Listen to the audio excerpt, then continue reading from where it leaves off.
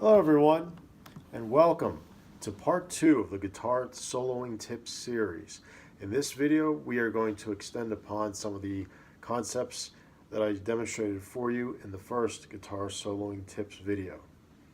Arpeggio once again consists of the individual notes of a chord, and in this case, the chords we were playing over are G major, C major, D major, or in this case D7, and then back to G major. So a G major arpeggio consists of a G, B, and D. And in this case, in this position, you have the G, which is on the 3rd fret 6th string, the B, which is on the 2nd fret 5th string, and then you have the D, which is on the 5th fret 5th string. So G, B, D. Now, following the same pattern for the C major, we just take our 2nd finger and we play it here.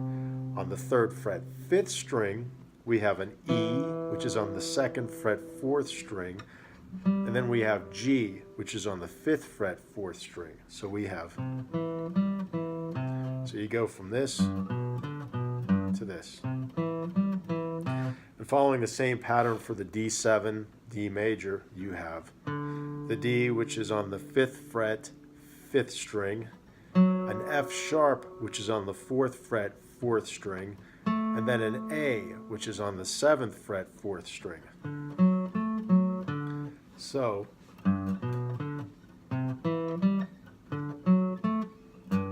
okay, so those are the basic arpeggio forms that we're doing on the lower strings.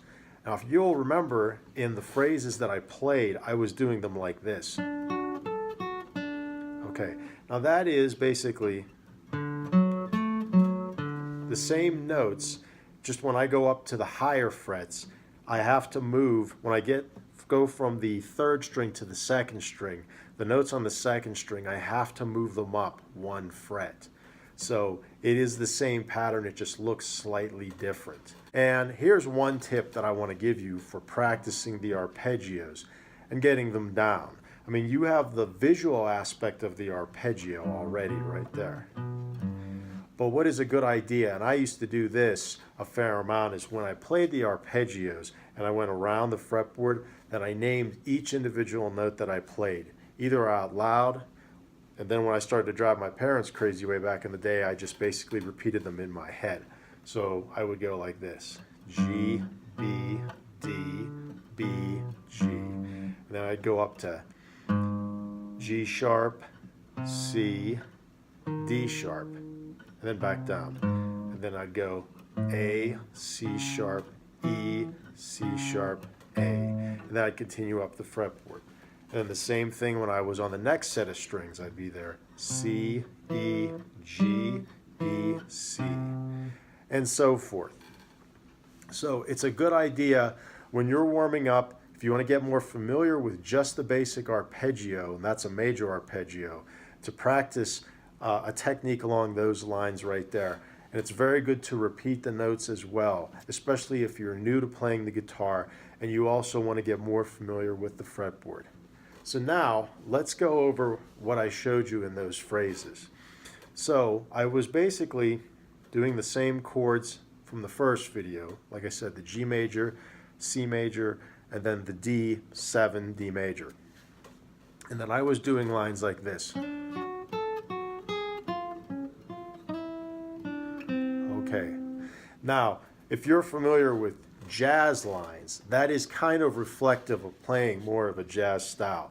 And if you're a beginning guitarist and you really have no interest in jazz, well, don't be deterred because I just said that.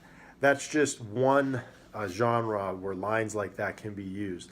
But if you're more of a rock player or even just more of a clean player, not so much rock, but I don't know, kind of more of a contemporary style player, you can use lines like that. I mean, it's totally fine. So what I'm doing basically is I'm starting here.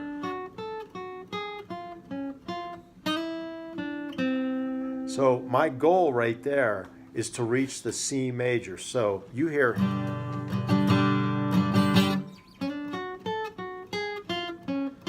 and then I hit the E note right when the C major comes in. So it sounds a little strange at first if you're not used to hearing those kind of things, but basically what it's doing is I'm kind of playing outside of the pattern, and when I conclude, I am on the chord that is essentially my target chord.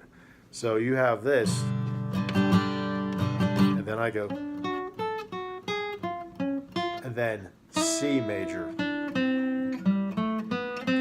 And those notes are notes that are in the C major scale. And if you remember, I was doing lines going between the C major scale, the G major scale, around the arpeggios in the first video.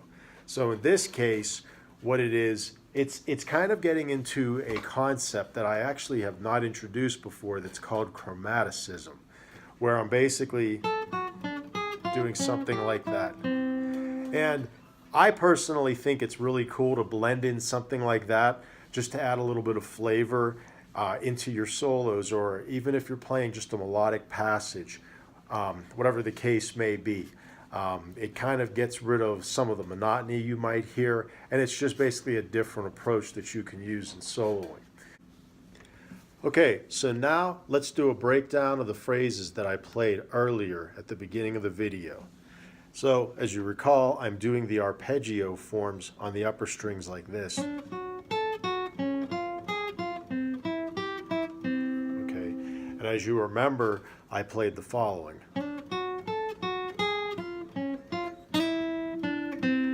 Okay, so these lines right here are going over the G major chord, and then when I get to the C major chord, the first note that I hit right on the downbeat is this, which is the E, which is the second note in the C major chord. And if you think of the arpeggio, okay, so I'm basically starting and I'm building up to the C major chord. So while there's some notes in the passage that sound a little bit out of key, it's actually a cool little trick to add some flavor to a solo or even just a melodic passage in a song by going kind of out of what you're playing, away from the chord, and then coming right back into it. So this is one device that can be useful just to add a little bit of flavor, like I said, to a solo passage you might be playing. Okay, so I'm going to go ahead and play this with the music just so you can hear it again real quick.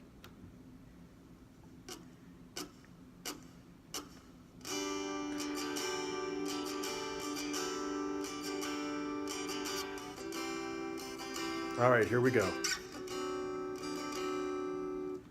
1, 2, 3, 4, 2.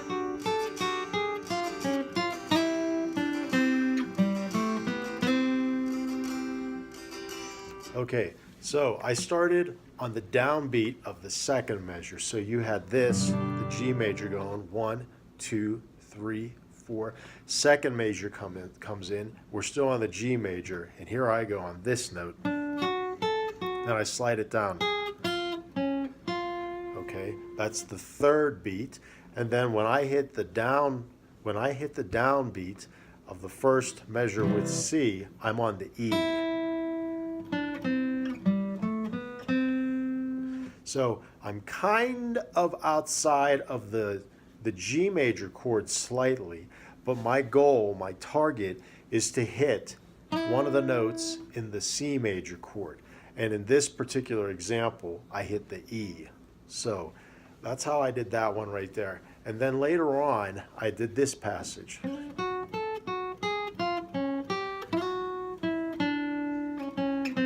Okay, so that's basically G going to the D7. Okay, So I start with a similar phrasing I did at first. Then this time I go from the G to the F sharp. And just like I did with the C major chord, F sharp is the second note in the D major arpeggio right there. So I'm kind of doing a similar thing with the D7 D major chord like I did with the C major chord. So let's go ahead and play that real quick just so you can hear it again.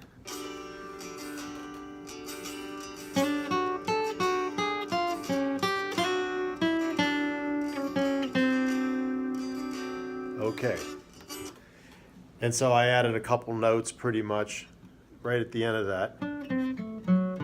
I'm just going off of the D7 chord by putting this note in here. But essentially, you see what I'm doing with the pattern is almost identical to what I did at first, going from G to C, only I'm going G to D up there. So to summarize, what I'm basically doing is I'm thinking of the chord I'm going to, and I'm playing a passage using basic arpeggio forms. And when I hit that downbeat, or the first beat of the chord I'm going to, I'm landing on one of the notes in the arpeggio. So I hope this video gave you some new inspiration and enlightened you to a different approach in soloing on the guitar. If you have any questions, please feel free to post them in the comments below. I will be notified and try to answer your question as quickly as possible.